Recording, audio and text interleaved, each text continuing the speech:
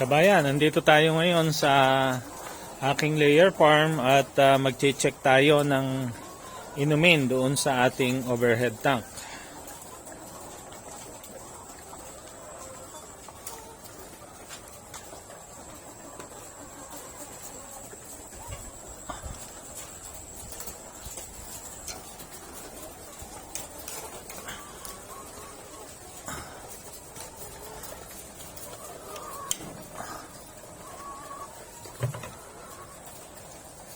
Okay. So, kalalagay lang po nung aking caretaker. Kaya ganitong puno na naman uli.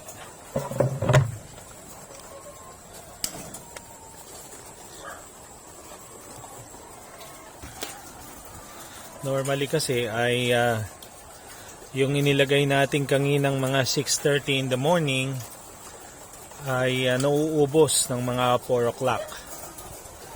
And the time now is about 5 in the afternoon, 5 p.m. Kaya meron na uli itong laman dahil siguro ni-replenish na niya.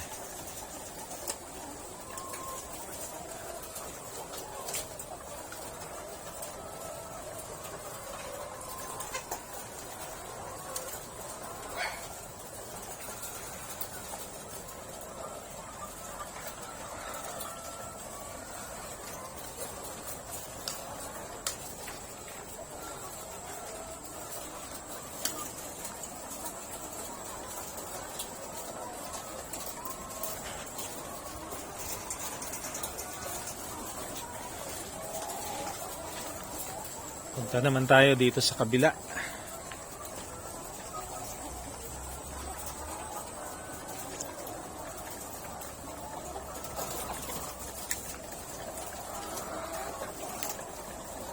And nandun sa kabila yung isa nating batch sa kabilang building, at doon naman tayo pupunta ngayon para makita kung okay yung ating mga alaga doon. Meron po tayong isang guard dog dito para pagdating ng gabi ay merong nagbabantay.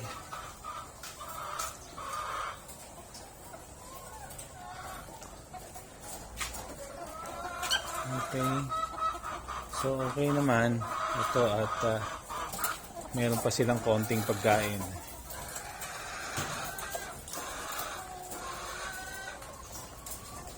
So ganito kabayan, part ito ng hands-on supervision. Talagang kailangan from time to time ay tini-check natin.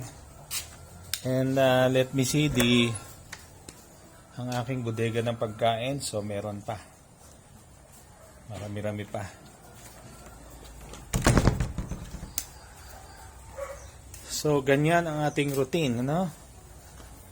From time to time tayo ay umiikot para mabisita kung ano ang kanilang kalagayan. That's part of our monitoring. So yan muna for now kabayan. Thank you for watching.